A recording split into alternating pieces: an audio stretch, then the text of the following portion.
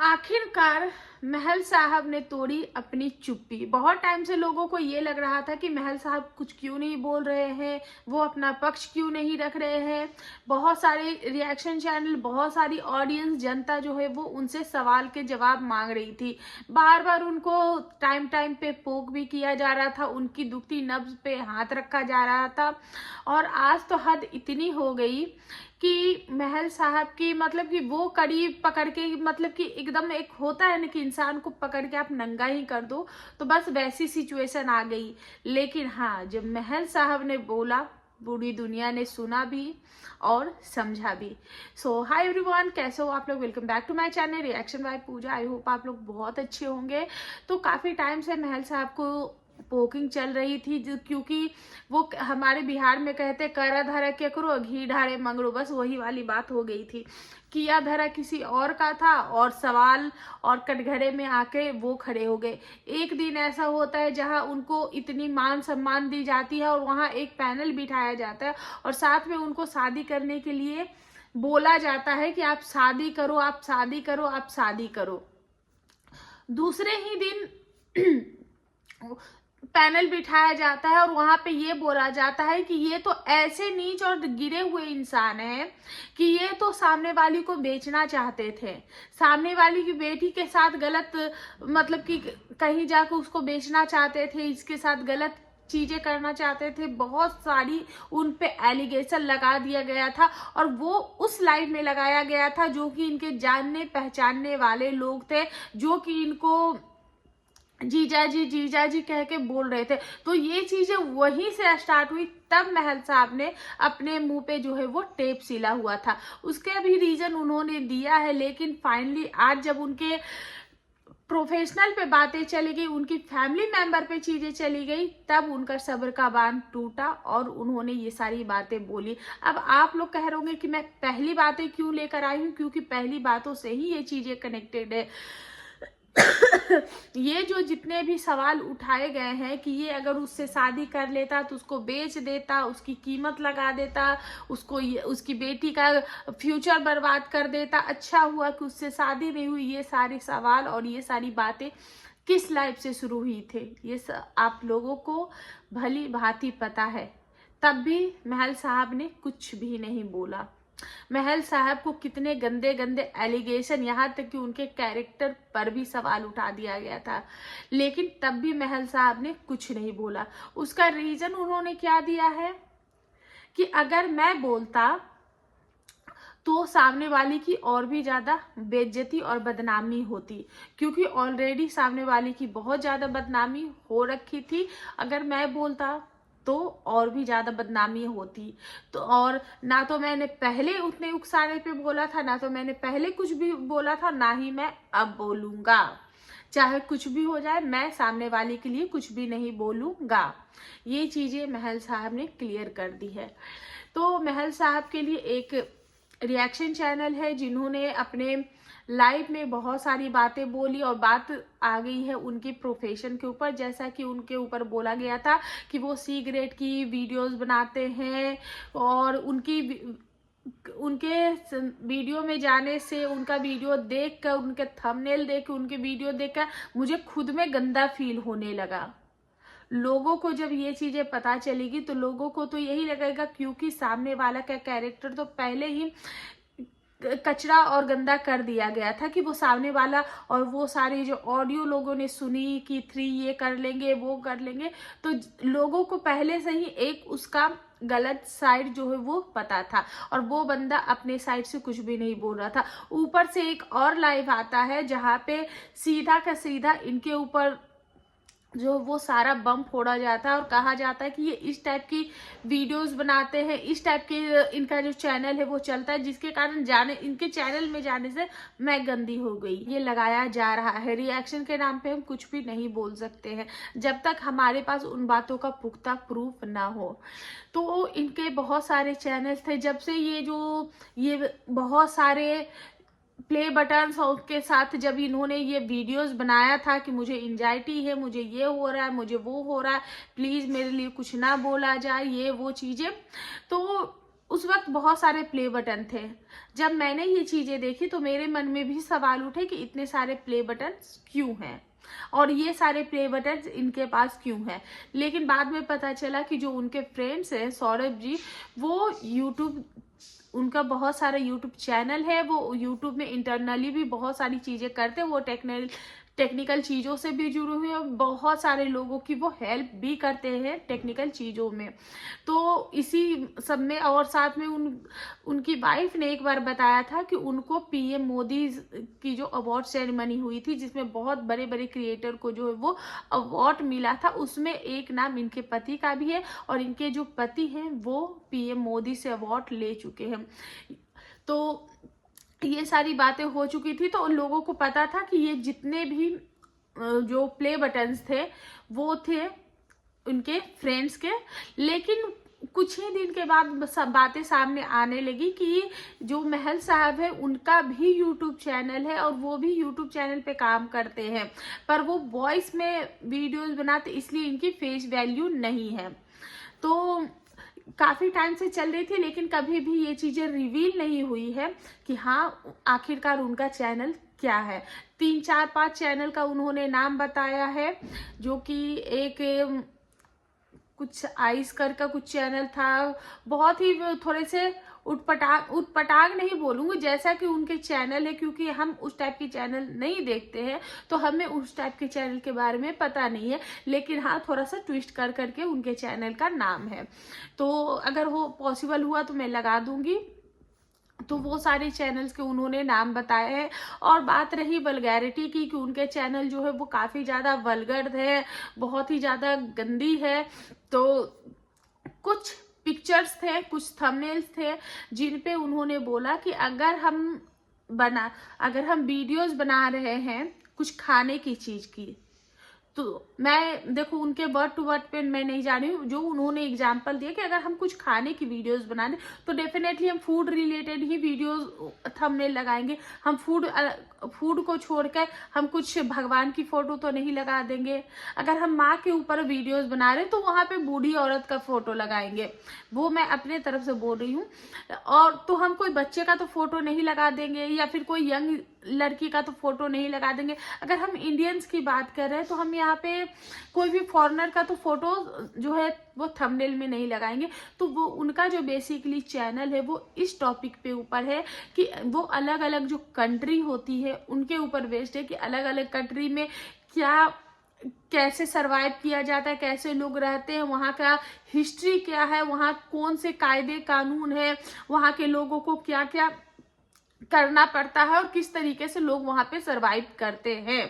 वो सारी जैसे कि हम लोग देखते हैं कि साउथ कोरिया की काली सच्चाई, तो अमेरिका की ये, तो इस टाइप के जो उनके जो चैनल है वो हैं।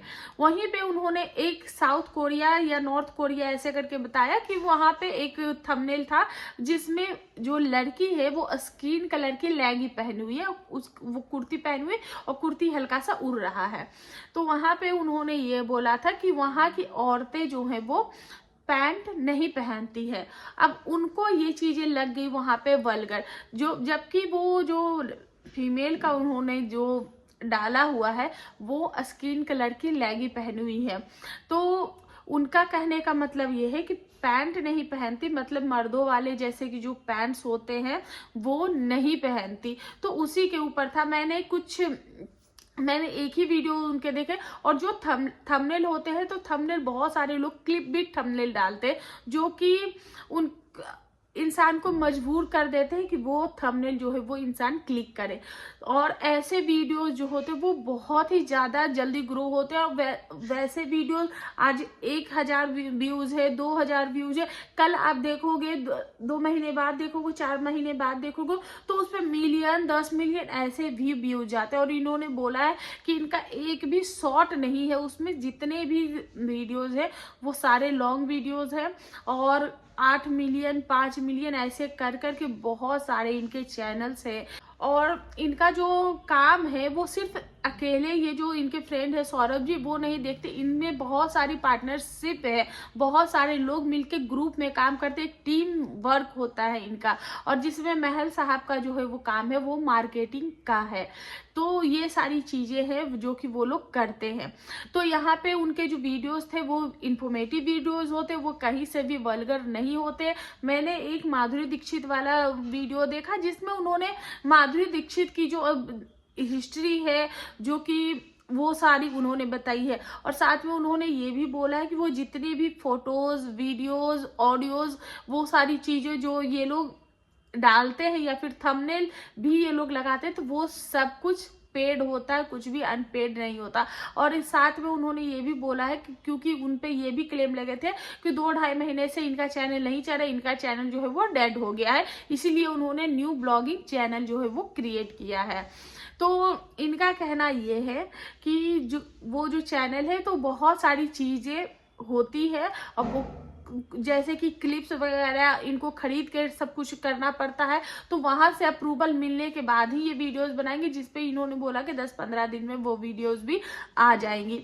वही महल साहब और इनके जो फ्रेंड है उन्होंने सचिन और जो अमित है उनका भी सपोर्ट किया है, क्योंकि जिन्होंने ये वीडियो बनाया था और जिन्होंने लाइव में ये बातें की थी उसमें उन्होंने ये भी साथ में बोला था कि जो सचिन है और अमित है वो लोग भी इसी टाइप के वीडियोस बनाते होंगे, जिसके कारण जो है वो इन लोगों का जो ये लोग बोलते हैं कि 1 लाख रुपये ये पर डे कमाते हैं।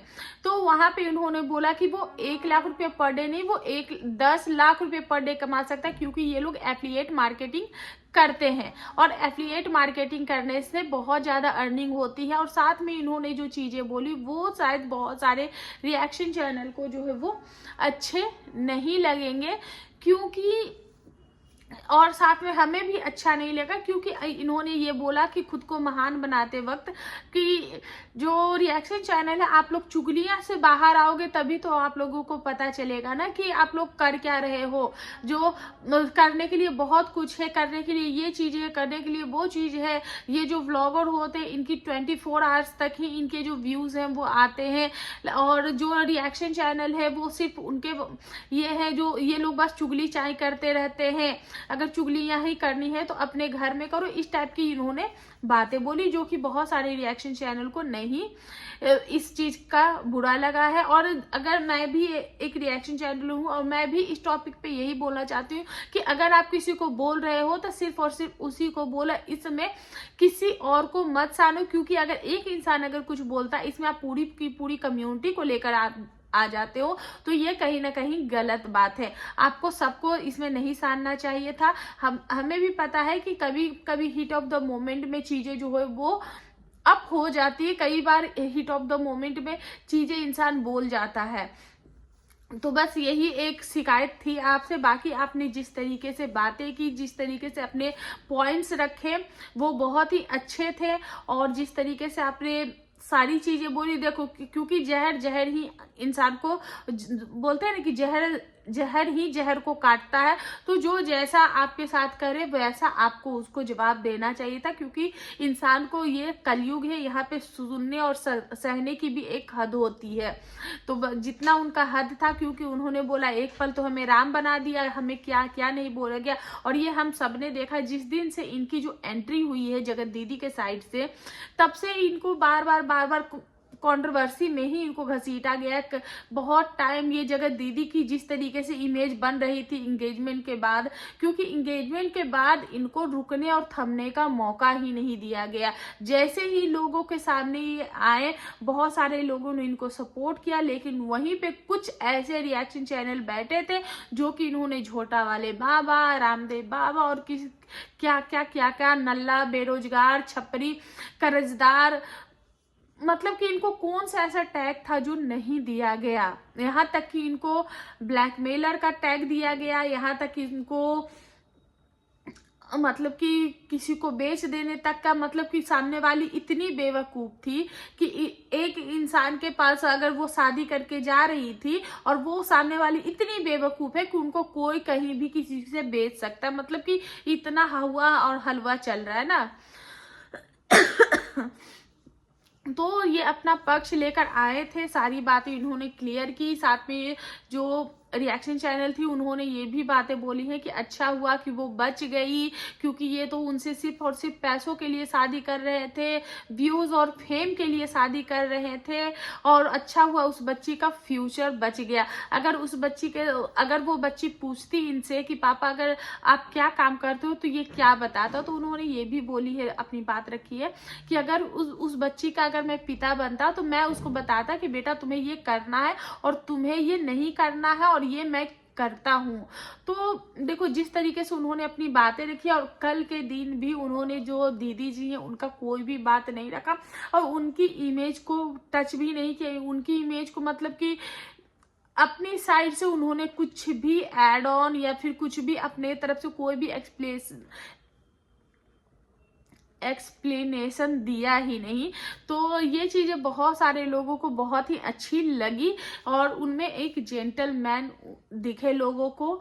तो बस यही कहना चाहूंगी कि उन्होंने भी अपना जो सबर का बांध था वो तोड़ा और अपनी जो बात थी वो रखी, और बहुत ही अच्छे और तरीके से सलीके से रखी, जहाँ पे उनको बोलना था। जैसे कि उनके फ्रेंड्स ने एक बात बोली थी जो कि थोड़ी फनी भी लगी कि इतनी जहर लाती कहाँ से, इतना जहर आप उगलती हो मैडम, आप कितनी जहरीली हो, इस तरीके की बातें बोली। और साथ में लीगल चीजों के बारे में भी बोला है कि आपने ये जो पुख्ता सबूत मेरे ऊपर जो ये डाले हैं, आपको ये प्रूफ करना पड़ेगा कि मैं किसको बेच रहा था, मैं किसको बेच रहा था, मैं कहाँ बेचने वाला था, और इसी तरीके कुछ चीज़ों के लिए उन्होंने जवाब मांगा है। और साथ में ये भी बोला है कि आपको अगर टेक्निकल हेल्प चाहिए, इतना करने के बाद भी, तो मैं टेक्निकल हेल्प करने के लिए आपके साथ तैयार हूँ और खड़ा हूँ। तो यही सारी बातें काफ़ी 1-1.5 घंटे की ऑलमोस्ट एक वीडियोस थी, लेकिन उतना अगर हम लोग रिएक्शन देने बैठे एक एक पॉइंट्स पे तो 10-10 मिनट तो हम लोग कितना भी रिएक्शन दे देंगे। अगर इस पे अच्छे से सपोर्ट आएगा, प्यार आएगा, तो डेफिनेटली दूसरा वीडियो बनाने की डेफिनेटली कोशिश करूंगी। और इसी के साथ अपना ये जो रिएक्शन है वो एंड करती हूँ। आई होप आप लोगों को मेरा ये रिएक्शन पसंद आया होगा। वीडियो पसंद आए तो प्लीज चैनल को लाइक शेयर एंड सब्सक्राइब जरूर करें। मिलते हैं नेक्स्ट रिएक्शन, तब तक के लिए बाय।